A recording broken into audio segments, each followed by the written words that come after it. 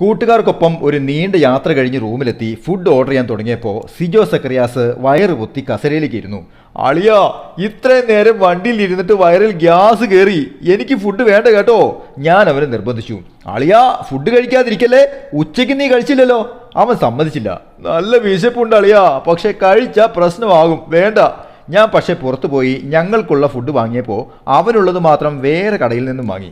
റൂമിലെത്തി food കഴിക്കുമ്പോൾ സിജോ സക്കറിയാസിനെ നിർബന്ധിച്ച് ആ ഭക്ഷണം കഴിപ്പിച്ചു. നേരം വെളുത്ത് എണീറ്റ് വരുമ്പോൾ ടോയ്ലറ്റിൽ നിന്നും സിജോ സക്കറിയാസിൻ്റെ ഉച്ചത്തിലുള്ള പാട്ട് കേട്ടു.